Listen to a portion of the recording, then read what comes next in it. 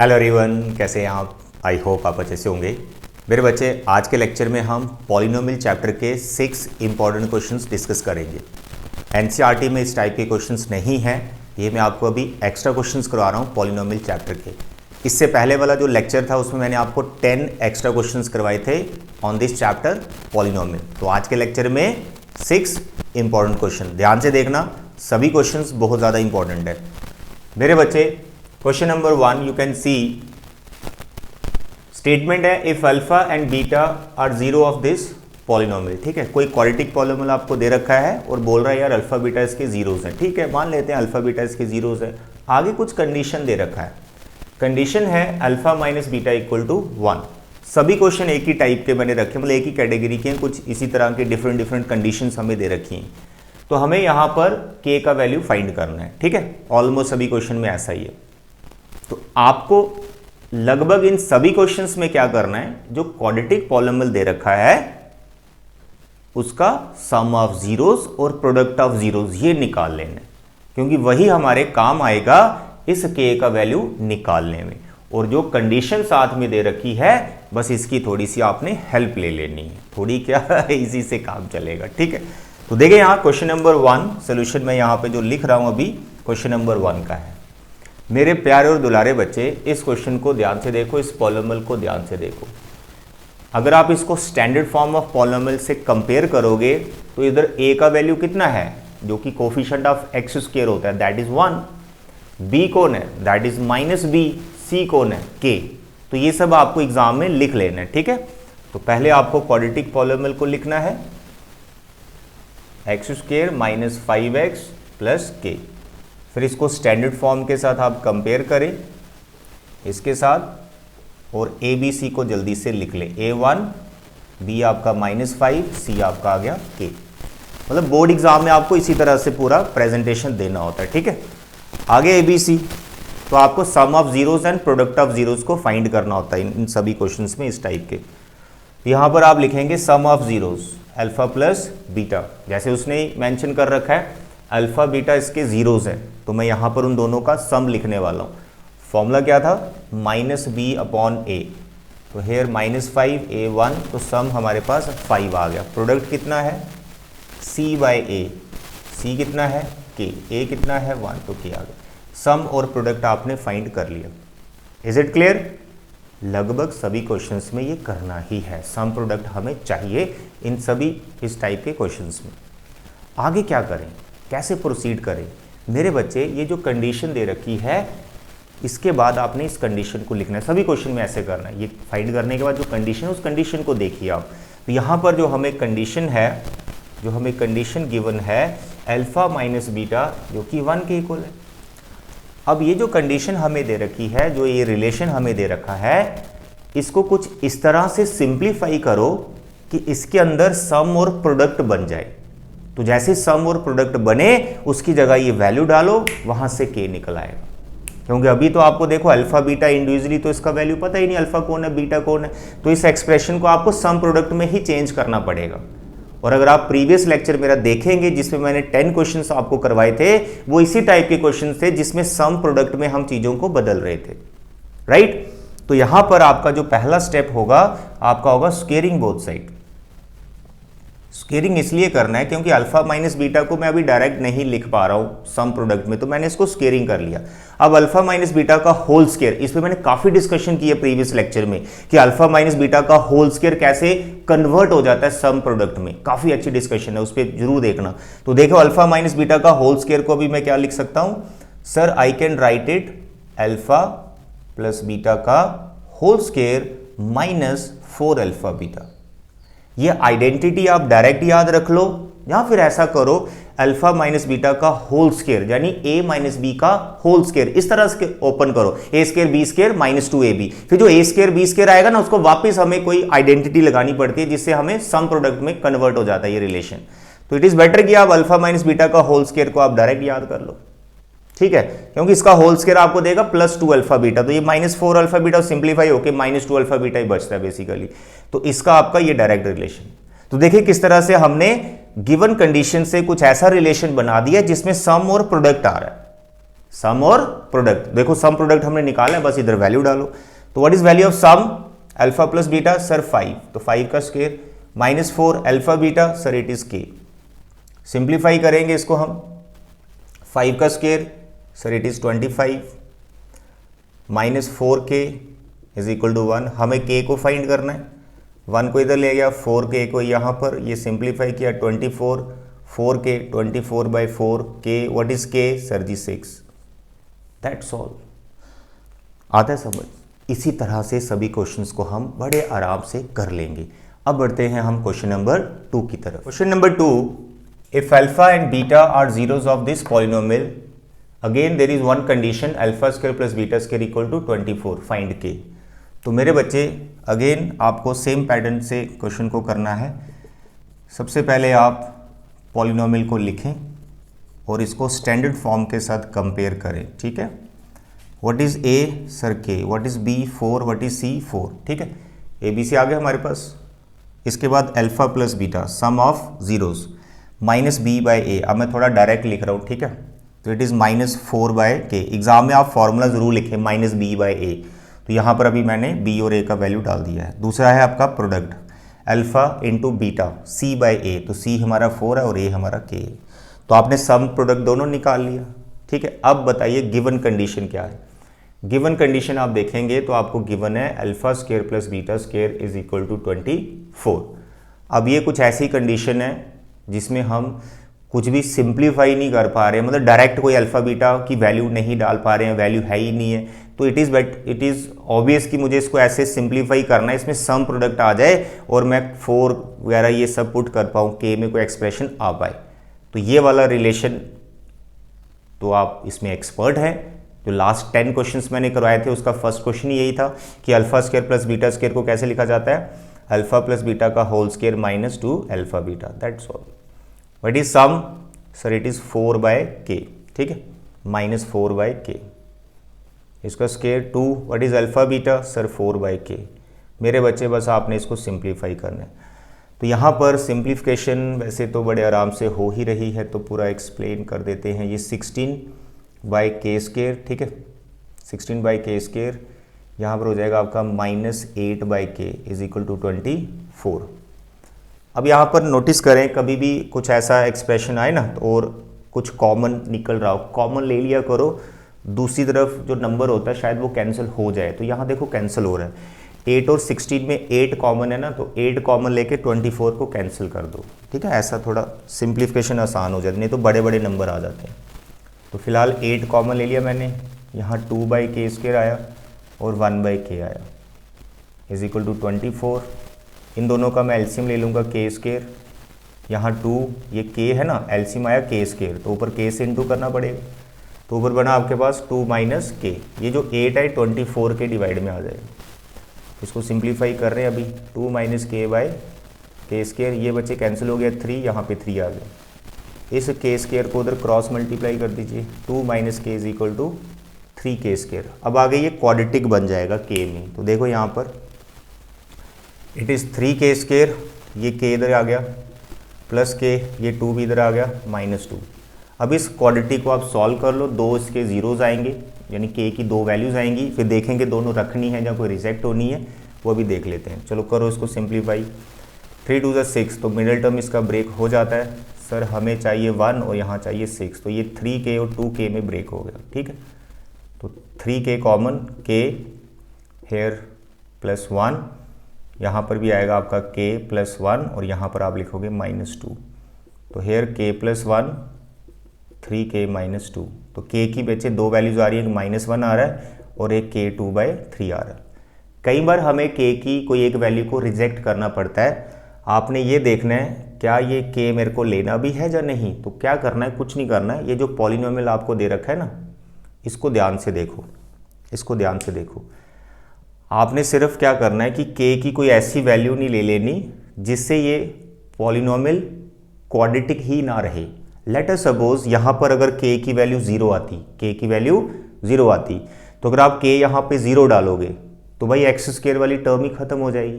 यानी ये जो पॉलिनोमियल है ये क्वाड्रेटिक नहीं रहेगा, क्वाड्रेटिक पॉलिनोमियल नहीं रहेगा। तो यहाँ पर आपको इसको क्वाड्रेटिक मेंटेन करके चलना, ये क्वाड्रेटिक के ही जीरोस का मैंने सम प्रोडक्ट निकाला होता है। तो यहाँ पर k का वैल्यू हमारे पास ऐसा जीरो नहीं आया जो इसको क्वाड्रेटिक नहीं बना रहा है, ये क्वाड्रेटिक ही रहेगा इन वैल्यू से, तो यही k की दोनों वैल्यूज इसको सेटिस्फाई कर रही हैं। तो these are the values of k, ठीक है। तो this is question number 2, very important, very interesting. तो अगर ये समझ में आ गया है तो बाकी वाले अभी आपको और आसान लगने वाले हैं। चलिए अब क्वेश्चन नंबर 3 की तरफ बढ़ेंगे। देखिए question number 3, alpha beta are zero of this polynomial. अब यहाँ पर ये कंडीशन दे रखी है, तो सेम पैटर्न से हम इसको करेंगे। सबसे पहले आप पॉलिनोमियल लिख लें 2x² + 5x + k। इसको कंपेयर करें स्टैंडर्ड फॉर्म के साथ, ax² + bx + c। So what is a? Sir 2, b is 5 and c is k। तो यहाँ पर अभी हम फाइंड करेंगे सम ऑफ जीरो, जिसका फॉर्मूला है -b/a, तो ये होगा -5/2। प्रोडक्ट फाइंड करेंगे, c/a फॉर्मूला है, c है हमारा k, a है हमारा 2, ठीक है। पॉलिनोमियल ABC लिखा, सम प्रोडक्ट निकाल दिया। अब आप आ जाओ कंडीशन पर, ये रही वो कंडीशन, ये कंडीशन यहाँ से अब k निकालेंगे इस कंडीशन की हेल्प से।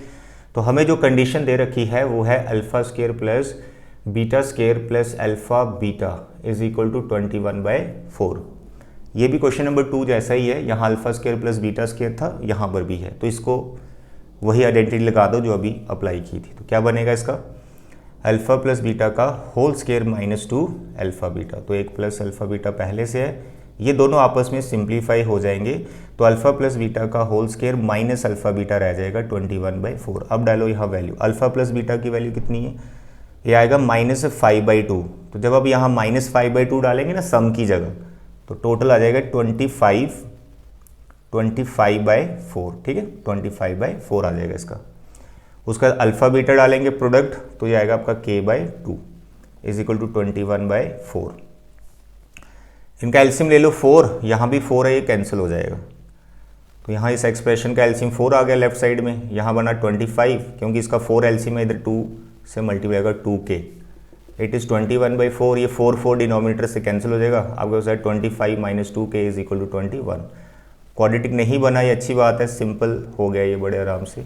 25 में से 21 sir 4, 2k, so what is k is 2, that's all, ठीक है। इजी था, ऐसे देखने में लग रहा था बड़ी सी एक्सप्रेशन है, लेकिन देखो क्वाड्रेटिक बना ही नहीं, ये बड़े आराम से हो गया। चलिए अब बढ़ेंगे हम क्वेश्चन नंबर 4 की तरफ। अब देखें बच्चे question number 4, sum of zeros. यहाँ पर क्या है, जो स्टेटमेंट लिखी है ना, उस स्टेटमेंट से जो एक्सप्रेशन बनेगी बस वो आपने लिख लेनी। क्या कह रहा है? Sum of the squares of zeros. यहाँ पर ये जो जैसे कंडीशंस हमें दे रखी हैं, इसी को थोड़ा सा स्टेटमेंट में लिख रहा है, ठीक है। मैथमेटिकल एक्सप्रेशन हमने खुद बनानी है। Sum of the squares of the zeros of this polynomial is 40, find k। है आसान है, बस स्टेटमेंट में दिया हुआ है। अब इस स्टेटमेंट को ध्यान से समझो और क्या हम इससे बना सकते हैं। तो जीरोस का कुछ रिलेशन दे रखा है, तो जीरोस इसमें इसने मेंशन नहीं कर रखे कि कौन है, अल्फा है, बीटा है, ए है, बी है, सी है, डी, पता नहीं, तो वो हम खुद से ही लेट कर लेंगे। तो हम सबसे पहले लिखेंगे let alpha and beta are 2 zeros of this quadratic polynomial, ठीक है। तो ये है हमारे पास पॉलिनोमियल x² - 8x + k, ठीक है। और इस पॉलिनोमियल को जब आप कंपेयर करोगे स्टैंडर्ड फॉर्म के साथ, तो आपको यहाँ a1 मिलेगा, b -8 मिलेगा और c आपका k मिलेगा। तो ऐसा आप एग्जाम में भी साइड में लिख सकते हैं, कोई दिक्कत नहीं। अब लिखें आप अकॉर्डिंग टू क्वेश्चन, क्या बोल रहा है? सम, किसका सम कर रहे हैं? स्क्वायर्स ऑफ जीरोज, जो जीरोज है उनका स्क्वायर करके सम करना है। तो ये जो एक्सप्रेशन जो दे रखा है, इसका जो मैथमेटिकल एक्सप्रेशन आएगा वो आएगा α² + β²। हो गया ना यही एक्सप्रेशन। जस्ट आपको स्टेटमेंट में दिया है तो देख के कोई घबराना नहीं, कंफ्यूज नहीं होना यार, आराम से पढ़ो, यही निकल के सामने आ गया। तो α² + β² किसके बराबर दे रखा है? 40 के बराबर। तो बन गया ना इसी टाइप का क्वेश्चन। यहाँ 24 था, यहाँ 40 दे रखा है, सिमिलर। तो मेरे बच्चे यहाँ पर α² + β² का हम फॉर्मूला जो लगाते हैं वो लगा लेंगे। α + बीटा का whole square -2 alpha beta is equal to 40। Sum product पहले ही निकाल के रख लो या फिर यहाँ पे डायरेक्ट वैल्यू डाल लो। जैसे अल्फा प्लस बीटा का होल स्क्वायर का फॉर्मूला अल्फा प्लस बीटा का -b/a, ठीक है, और अल्फा बीटा का c/a। ऐसा भी आप कर सकते हैं कि आप फॉर्मूले इसमें डालिए, बाद में ABC का वैल्यू डालो, कोई दिक्कत नहीं। चलो अब डालते हैं इसमें वैल्यूज़। बताइए what is value of b? तो आप देखें यहाँ पर -8 है, तो माइनस पहले से है तो ये 8 हो जाएगा। 8/a, a कितना है यहाँ पे 1, तो इसका बन गया square. -2, what is c, c देख लो यहाँ से सर k है। What is a, sir a यहाँ पे 1 है, इक्वल टू 40 चल रहा है। बस इसको सिंप्लीफाई कर लो। वैसे तो 2 कॉमन है, चलो बाद में लेते हैं, कोई दिक्कत नहीं। 8 का square 64, it is 2k 40। 2 common लेके 40 को कैंसिल कर सकते हो, या फिर ऐसे कर लो यार, 64 40 इधर ले आओ, 2k उधर ले जाओ। 64 में से 40 माइनस करो, 64 में से 40 माइनस करो, ये आपके पास 24 आ गया, यहाँ पर 2k है, तो k कितना आ गया सर जी 12। That's all. इतने इजी क्वेश्चन है। स्टेटमेंट देके घबराना नहीं है, वो बनेगा वही जो कंडीशंस आपको दे रखी होती हैं। अब देखें बच्चे question number 5, if 1 0 of this polynomial is negative of the other. देखो ये भी कोई कंडीशन है, स्टेटमेंट में बोला हुआ है, तो यहाँ सामने हमें पता चल रहा है कि इसका एक जो ज़ीरो है वो दूसरे का नेगेटिव है, यानी एक ज़ीरो को अगर आप अल्फ़ा लोगे तो दूसरे को माइनस अल्फ़ा लेना है, बीटा में जाना ही नहीं, ठीक है। तो सबसे पहले हम यहाँ पे ये लिखेंगे क्वेश्चन नंबर 5 के लिए, लेट 1 0 ऑफ गिवन पॉलिनोमियल, ठीक है, पहले जहाँ तो पॉलिनोमियल लिख लो। 1 0 of given polynomial be alpha, therefore other 0 of this polynomial is equal to minus alpha, ठीक है, this is according to given condition. अब देखो आपको जो पॉलिनोमियल दे रखा है वो है हमारे पास 4x² माइनस 8kx माइनस 9, ठीक है, ये पॉलिनोमियल आपको दे रखा है। इसको आप स्टैंडर्ड फॉर्म के साथ अगर आप कंपेयर करेंगे तो आपको यहाँ पर a मिलेगा 4, b मिलेगा -8k, ठीक है, -8k, और c मिलेगा -9। अब देखो आपको जो है k को फाइंड करना है, और कंडीशन ये है एक ज़ीरो दूसरे का नेगेटिव है। यहाँ पे क्या सोचे, सम यूज़ करें प्रोडक्ट यूज़ करें? तो भाई सम, अगर इनका मैं सम करता हूँ ये दोनों तो कैंसिल हो जाएंगे, हमारी सिंप्लीफिकेशन मतलब कैलकुलेशन कितनी आसान हो जाएगी। तो यहाँ पर आपको फॉर्मूला लगाना है सम ऑफ ज़ीरोज़ का, सम ऑफ ज़ीरोज़ का जो क्या होता है -b/a। तो मेरे बच्चे सम ऑफ ज़ीरोज़, तो ये 2 ज़ीरोज़ है, तो जब मैं इनको प्लस करूँगा तो ऐसे लिखा जाएगा, ये पहला ज़ीरो ये दूसरा उसका नेगेटिव है, ठीक है। अब देखो ये दोनों कैंसिल हो रहे हैं, -b/a, तो b कितना है हमारा -8k, ठीक है, और डिवाइड बाय a कितना है 4। मेरे बच्चे ये अल्फ़ा ये माइनस अल्फ़ा ये दोनों कैंसिल हुए, यहाँ पे 0 आ जाएगा, तो इट इज़ 8k/4। अब 4 को इधर क्रॉस कर दो, जब 4 से 8 को कैंसिल कर दो, जैसा भी आपने समझना है वो समझ लो। फिलहाल यहाँ पे जो भी कैलकुलेशन करोगे तो k आपको 0 मिल रहा है, दैट्स ऑल। अब k क्या 0 लेना है? देखो अगर k यहाँ लगा होता ना x² के साथ, फिर k 0 नहीं हो सकता, फिर नो वैल्यू ऑफ k, फिर कोई और आती तो बात अलग थी, लेकिन k यहाँ पे 0 हम ले सकते हैं, कोई दिक्कत नहीं। यहाँ पर हमारा ये x वाला टर्म कैंसिल हो जाएगा। वैसे भी मैंने आपको क्वाड्रेटिक पॉलिनोमियल जब करवाया था लेक्चर नंबर 2.2 जब हम एक्सरसाइज कर रहे थे, उसमें मैंने आपको बताया था कि एक ऐसा क्वाड्रेटिक पॉलिनोमियल जिसमें x वाली टर्म ही ना हो, उसके जो 2 ज़ीरोज़ होते हैं वो सेम होते हैं विद अपोजिट साइन। याद करो एक्सरसाइज 2.2 का क्वेश्चन भी करा रखा है मैंने। तो यहाँ पर ऑलरेडी उसने कंडीशन दे रखी थी कि एक 0 अल्फा है और दूसरा माइनस अल्फा है, यानी दोनों जीरो सेम है विद अपोजिट साइन। तो आपने समझ आना यानी इसकी एक्स वाली टर्म होगी नहीं, यानी यहाँ पर जो k है वो 0 आना चाहिए इतनी सोच भी हमारी बन जानी चाहिए। चलिए देखो हमने कैलकुलेट कर दिया, यहाँ पर k 0 ही आ रहा है। चलिए अब बढ़ते हैं question number last, that is 6th question. ये भी काफ़ी सिंपल है, पढ़ो क्या लिखा है। Sum of zeros is equal to their product. अरे ये तो बड़ी मस्त कंडीशन है, ये तो बहुत सिंपल है, थोड़ा सा मैं शॉर्टकट करूँगा। चलो शॉर्टकट क्यों करना, अभी सभी क्वेश्चन डिटेल में कराएं तो वापस मैं लिख देता हूँ इस पॉलिनोमियल को। It is kx² plus 2kx plus 3k। इसको कंपेयर करें स्टैंडर्ड फॉर्म के साथ ax² plus bx plus c के साथ। बताइए a कितना है सर जी k, b कितना है सर जी 2, c कितना है 3k, ठीक है। a k b 2 c 3k। अब देखो अकॉर्डिंग टू क्वेश्चन क्या लिखा है, sum of zeros is equal to their product. बिल्कुल सिंपल सी स्टेटमेंट है। सम ऑफ जीरोस यानी alpha plus beta is equal to the product of zeros यानी अल्फा इंटू बीटा। तो sum of zero is equal to product. तो क्या है formula some of zeros का, -b/a, प्रोडक्ट ऑफ जीरोस का c/a। देखो आपने इसमें जैसे ये फॉर्मूले लिखे ना, जैसे ये फॉर्मूले लिखे तो आपको ऐसा फील आ रहा है कि सर a को कैंसिल कर देते हैं, बच्चे कैंसिल नहीं करना है अगर तो ये नोन नंबर हो, यहाँ कहीं से 2 3 कुछ ऐसा नंबर आए, देन यू कैन कैंसिल। अभी आपको ए पता नहीं क्या है, क्या ये ए हो सकता है वही हो जिसको आप फाइंड कर रहे हो। तो आप नोटिस करें यहाँ पर जो ए का वैल्यू वो के ही आएगा। तो जब आप यहाँ पर के लिखोगे तो आप के को ही कैंसिल कर दोगे जिसे आप फाइंड कर रहे हो। तो हमारा जो ए का सोल्यूशन है वो कम हो जाता है। इसलिए यहाँ पर फॉर्मूले तो आपने लिख दिए, लेकिन इनको कैंसिल नहीं करना। आपने ए से मन बहुत कर रहा होगा आपका, कैंसिल कर देते हैं, करना नहीं, एक सोल्यूशन कम हो जाता है।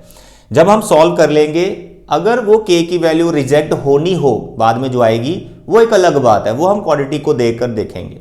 लेकिन इस स्टेज पर आप इस ए को कैंसिल नहीं करेंगे, ये बात ध्यान में रखना। कैंसिल क्यों नहीं करेंगे? क्योंकि यहां पर ए की जगह के आ रहा है। अगर नंबर आ रहा हो 5 5 आ रहा हो, 6 6 आ रहा हो, फिर कैंसिल कर सकते हो आप, लेकिन वो भी वैल्यू लगाने के बाद कैंसिल करो, ए को मत कैंसिल करो, ये याद रखिएगा। चलिए देखो अब यहां पर माइनस बी, तो माइनस बी हो जाएगा यहां पर ये -2, ए हमारा हो गया यहां पर k is equal to c by a. C कौन है? 3k डिवाइड बाय ए कौन है? के। आता समझ? ऐसे हो गया ये हमारे पास। अब यहां पर आपको लग रहा है ना के कैंसिल कर देते हैं, नहीं करना। आपको लग रहा है ये के कैंसिल कर देते हैं, नहीं करना ठीक है, यहां मैं पूरा आपको सॉल्व करके बताता हूं। जिसको आप फाइंड कर रहे हो उसको तो कैंसिल कभी नहीं करना है। क्रॉस मल्टीप्लाई करो, इसको इधर करेंगे ये हो गया 3k², इसको इधर करेंगे -2k, इसको इधर ले आएंगे +2k। देखो ये क्वाड्रेटिक बन गया ना, के की 2 वैल्यूज आएंगी।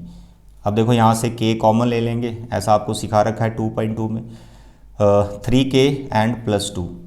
अब यहाँ से के की देखो 2 वैल्यूज आ रही, इधर k = 0 और यहाँ से k की वैल्यू आ गई -2/3। आता समझ?